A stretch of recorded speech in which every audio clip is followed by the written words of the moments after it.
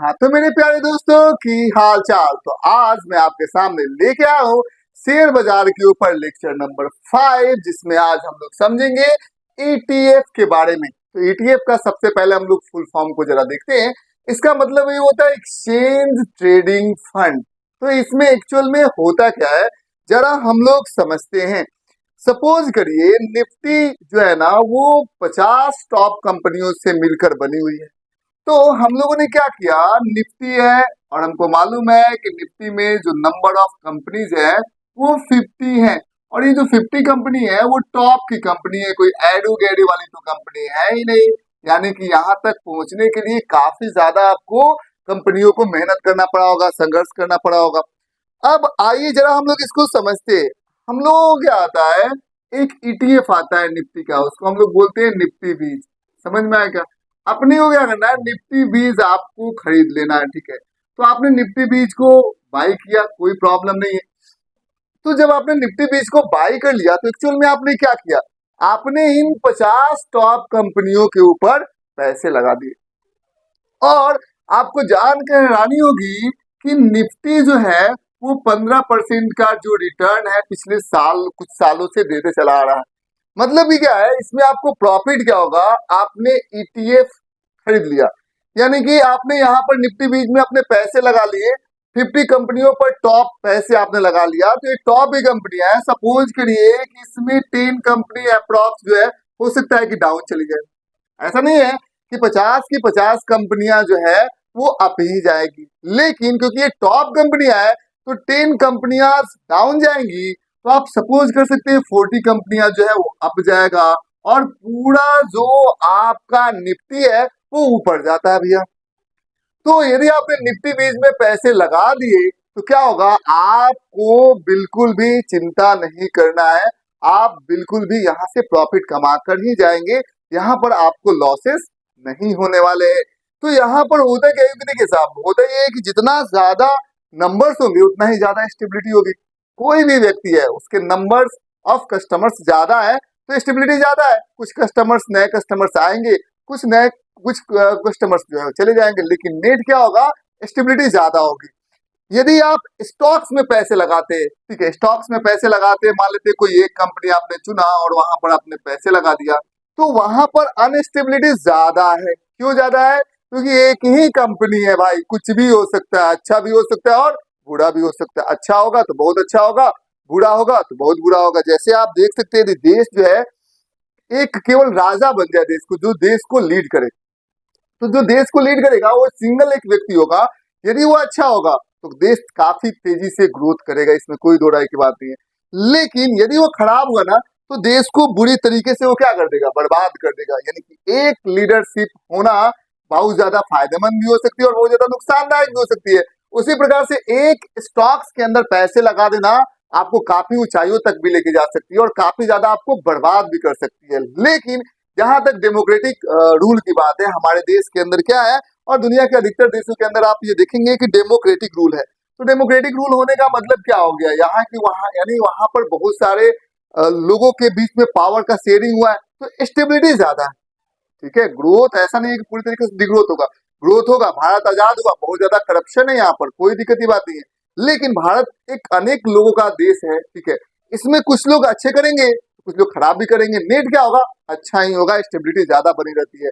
इसीलिए हम लोग लोकतंत्र को प्रेफर करते हैं और यहाँ पर क्या करते हैं, 50 टॉप कंपनियों में अपना हम शेयर डाल देते हैं, अपना अपना पैसे डाल देते हैं और वहां से अपने को सकारात्मक रिजल्ट हर एक साल की तरह आता रहता है। अब यहाँ पर क्या होता है कि एक होता है हमारा ईटीएफ, ईटीएफ भी ये कार्य को अंजाम देता है। और दूसरा हमारा होता है जो हम लोगों ने म्यूचुअल फंड लिया, वो होता है एमएफ म्यूचुअल फंड, ठीक। तो दोनों में से हम किसे चुने और क्यों चुने, सवाल हमारे दिमाग के अंदर आता है। तो देखिए होता क्या है, देखिए म्यूचुअल फंड के अंदर भी क्या होते हैं, वेल एक्सपर्ट होते हैं, बहुत सारे एक्सपर्ट जो होते हैं ना वो म्यूचुअल फंड के अंदर भी काफी ज्यादा अच्छे लोग होते हैं।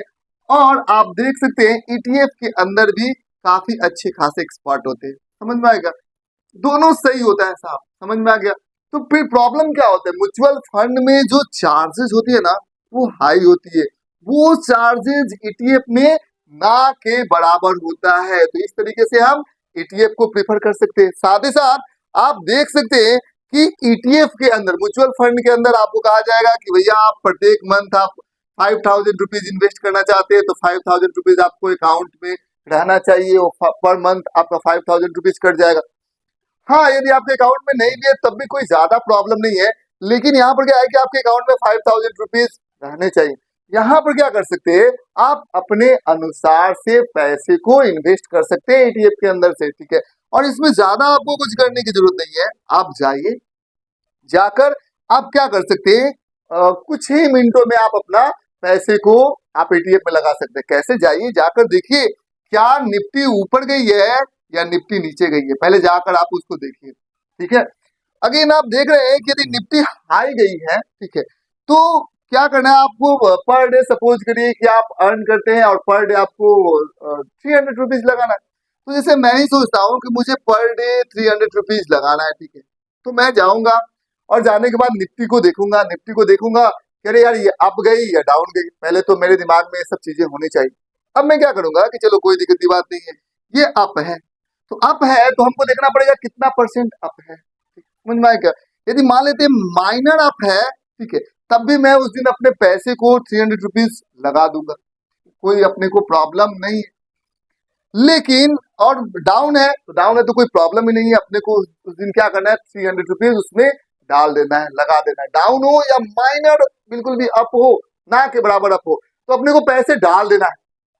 लेकिन जिस दिन आप देखेंगे कि निफ्टी के अंदर मेजर अप है, उस दिन आपको पैसे उसमें नहीं डालने, आपको एक आध 2 दिन का इंतजार कर देना है जब निफ्टी डाउन जाए। तो जैसे ही निफ्टी डाउन जाती है, आप क्या करते हैं कि भाई आप इस चीज को देख लीजिए, निफ्टी यदि डाउन चली गई, आप अपने पैसे को लगा दिए। जैसे मान लेते निफ्टी जो है वो 3-4 दिनों तक के लिए थोड़ा थोड़ा अप गई, आपने लगा अभी पैसे अपने को नहीं लगाना है। अब आपने 4 डेज में लगभग जो है वो 1200 रुपीज जो है वो आपके पास हो गया। तो जब ये निफ्टी डाउन जाएगी, उसी दिन अपने को क्या करना है, वो 1200 रुपीज 4 दिनों का लगा देना है। समझ में आ गया क्या, ये चीजें आपको ध्यान से समझना होगा। यानी जिस दिन अप जाए काफी ज्यादा, उस दिन अपने को पैसे नहीं लगाना है, जिस दिन डाउन जाए उस दिन अपने को पैसे लगा देना है। ये चीजें आपको ध्यान से समझना होगा। सपोज करिए हमको आलू की खरीद करनी है, ठीक है, अपने को आलू खरीदना है साहब, तो आलू हम किस दिन खरीदेंगे, जब इसकी प्राइस लो होगी या इसकी प्राइस हाई होगी। तो आलू हम उस दिन खरीदेंगे जब इसकी प्राइस क्या होगी, लो होगी, तभी तो हम आलू खरीदेंगे भाई। उसी प्रकार से जब आप देख सकते हैं कि शेयर डाउन जाए तो अपने को क्या कर देना है, खरीदारी करना है, कोई दिक्कत की बात नहीं है। जिस दिन आलू, मान लेते हैं आलू का रुपीज, मान लेते हैं अपने को 15 रुपीज जा रहा है, ठीक है, और किसी किसी दिन वो 10 रुपीज जा रहा है, तो जिस दिन 15 रुपीज जाए आलू, ठीक है, अपने को आलू नहीं खरीदना है। लेकिन जिस दिन आलू 10 रुपीज आए, अपने को आलू क्या कर देना है, खरीद देना भी है। समझ में आ गया, अपने को उसी दिन आलू खरीदना है, आलू उसी दिन खरीदना है और काफी ज्यादा मात्रा में खरीद लेना है। तो जिसके वजह से मान लेते हैं हम लोगों ने उस दिन 15 रुपीज था, हमने नहीं खरीदा, और यहाँ पर 10 रुपीज था, 4 kg आलू ले लिया। अब आलू की कीमत अप्स एंड डाउन जा रही है, अप्स एंड डाउन से अपने को कोई मतलब नहीं। फिर जब ये 10 रुपीज आएगा तो फिर अपने को क्या करना है, 4 kg लेना है। मतलब कहने का मतलब ये है कि अपने को जब शेयर डाउन जाए ना, तभी अपने को क्या करना है, खरीदारी करना है। और खरीदारी करना है तो बल्क में करना है, ठीक है, क्योंकि आपने 4 दिन एक बार 4 kg लिया, 4 दिन चला, अब जा रहा है, छोड़ दीजिए, अपने को अभी नहीं खरीदना है। लेकिन 4 दिन का जो पैसा सेव हुआ, एक बार में फिर जैसे ही 10 रुपए पाया, फिर 4 दिन का जो पैसा आपने सेव किया है 40 रुपए, इसी को आपने खरीद लेना। जैसे आप घर के अंदर राशन भी खरीदते हैं, अब क्या करिए, राशन खरीदिए, जैसे आप देखिए राशन का रेट हल्का है, जैसे चावल है, तो चावल जो है, कभी कभी चावल जो होता है ना, वो काफी लो प्राइस में अपने को मिलता है। जब सीजन होता है उसका, जब वो खेत से कटकर चावल आया हुआ होता है, तो काफी ज्यादा मात्रा में होता है। सारे जो फार्मर्स होते हैं अपने चावल को लेकर बाजार के अंदर जाते हैं। आपको मालूम है कि अब चावल का रेट इस समय सस्ता है, आप क्या करिए, सस्ते चावल को पूरा का पूरा क्या कर दीजिए, खरीद दीजिए।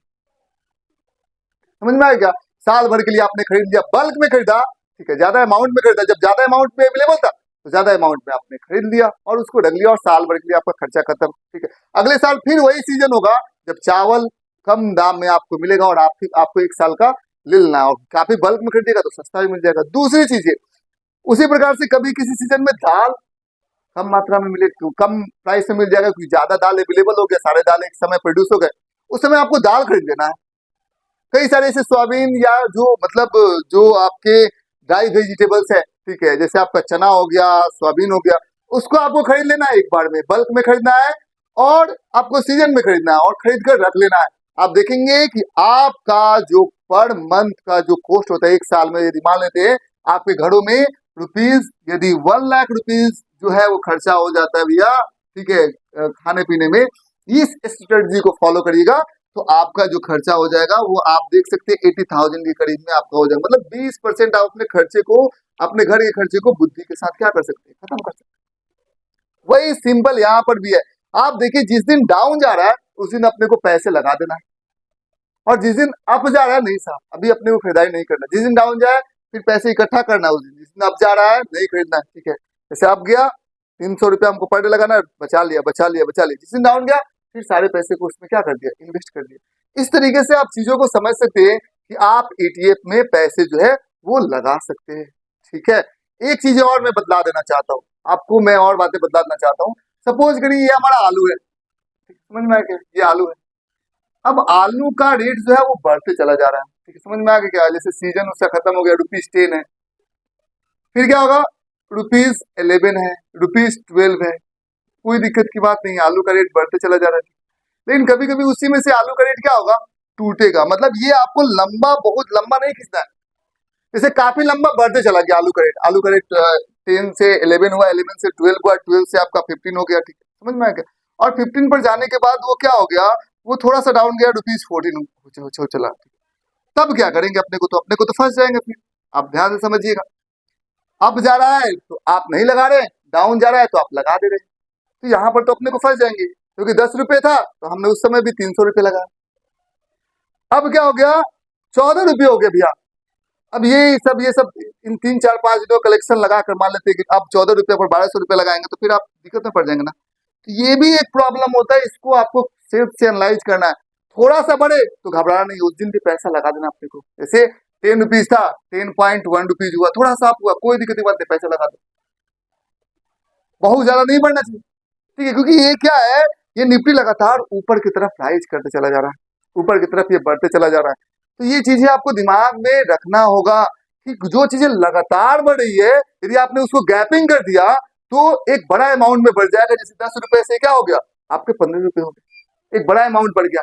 अब उसमें ₹1 जा रहा है, नीचे जाऊं जा रहा ₹14, तो आप इस पर लगा रहे तो बेवकूफी नहीं है, समझ में आया क्या। तो थोड़ा बहुत अब जाए तब भी आप पैसे लगाते रहो, यही मैं बतला देना चाहता हूँ आप सभी लोगों को।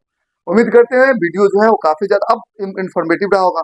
अगेन आप क्या कर सकते हैं, एक इंटरनेशनल में भी आप पैसे लगा सकते हैं, ठीक है, जाकर आप इंटरनेशनल में पैसे लगा सकते हैं। वो इंटरनेशनल जो कंपनीज होती है उनका नाम होता है S&P 500। तो S&P 500 होता है, ये अमेरिका के 500 टॉप कंपनियों को बनाकर बनाया गया था, ठीक है। जो टॉप 500 कंपनी अमेरिका की वो S&P 500 होती है। यहाँ पर जो मजेदार चीज आपको समझनी होगी कि वहां पर आप इन्वेस्टमेंट कर सकते हैं डॉलर में, ठीक है, समझ में आ गया क्या। मान लेते हैं वहां पर आपने अकाउंट में आपने पैसे लगा दिया, टॉप 500 कंपनीज पर आपने पैसे लगा दिया, तो इससे फायदा क्या होता है, वही चीजें होती है, स्टेबिलिटी होती है। स्टॉक्स आपका जीरो हो सकता है, शेयर आपका, मतलब ये ETF आपका जीरो नहीं हो सकता है। स्टॉक किसी कंपनी में आपने लगा दिया हो, डाउन होते होते होते होते जीरो तक जा सकता है, ठीक है, समझ में आ गया। नीचे गया 100 से 80 हुआ, 80 से आपका 40 हो गया, और करते करते करते करते वो मिनिमम 10 20 पर वो खत्म हो जाएगा, समझ में आ गया। लेकिन इसमें यदि आप 500 कंपनियों पर लगाते हैं तो और ज्यादा स्टेबिलिटी होगी, मतलब निफ्टी से भी ज्यादा स्टेबिलिटी आपको हो सकती है। अमेरिका का जो स्टॉक एक्सचेंज है जिसका नाम है S&P 500, उसमें हो सकती है, क्योंकि उसमें 500 कंपनी आ जाए भैया, ठीक है। तो उसमें स्टेबिलिटी और ज्यादा है, क्योंकि जब नंबर ऑफ कंपनियां बढ़ेंगी उतना ज्यादा स्टेबिलिटी हो जाएगा भैया, ठीक है। किसी चीज, कोई भी व्यक्ति के साथ ज्यादा नंबर ऑफ लोग जुड़े हुए वो ज्यादा स्टेबल है, जिसके साथ कम नंबर ऑफ लोग जुड़े हुए वो कम स्टेबल है। तो यहाँ पर आप लगा सकते हैं। तो यहाँ पर आपको क्या प्रॉफिट होगा, यहाँ पर आपको प्रॉफिट ये होता है कि आप फ्रिक्शन में भी आप पैसे लगा सकते हैं। मतलब आप ₹10 भी लगा सकते हैं, ₹20 भी लगा सकते हैं। आपको कोई मापदंड नहीं है कितना पैसे आपके होने चाहिए, तब जाकर आप S&P में आप पैसे लगा सकते हैं। थोड़े से पैसे से भी आप उसमें पैसे आप डाल सकते हैं, सिंपल सा कंसेप्ट है। साथ ही साथ आपका डॉलर वाला जो केस हो गया, डाइवर्सिफिकेशन ज्यादा है, ज्यादा नंबर ऑफ कंपनियां S&P में है, अमेरिका के अंदर है। साथ ही साथ जो डॉलर है, मान लेते डॉलर धीरे धीरे डॉलर का रेट क्या हो रहा है, आपने $100 लगा दिया, समझ में आया क्या। इंडियन रुपीज में वो क्या हो जाएगा, मान लेते हैं कि 8200 हो जाएगा इंडियन रुपीज में। लेकिन आपका $100 ही रह गया और इंडिया का करेंसी टूटते गया, तो सपोज करिए कि आप वो हो गया मतलब प्रत्येक डॉलर जो है वो 100 रुपये यदि हो जाता है तो कुछ दिनों के बाद क्या हो जाएगा, आप देख सकते हैं डॉलर मजबूत होते जा रहा है। तो जिसके बाद आपने जो पैसा लगाया डॉलर में वो भी मजबूत होते चला जाएगा। ठीक है, समझ में आ गया। $100 आपने लगा दिया और वो $100 मजबूत हुआ, डॉलर मजबूत हुआ, तो आपका जो पैसा क्योंकि डॉलर में है तो वो मजबूत होगा, इससे आपको ज्यादा वेल्थ क्रिएशन में प्रॉफिट हो जाएगा। ये चीजें आपको ध्यान से समझना होगा। इसीलिए आप इसमें क्या कर सकते हैं, पैसे इन्वेस्ट कर सकते हैं और कोई दिक्कत नहीं है, इसमें स्टेबिलिटी ज्यादा होती है। तो बस आज की वीडियो में इतना है।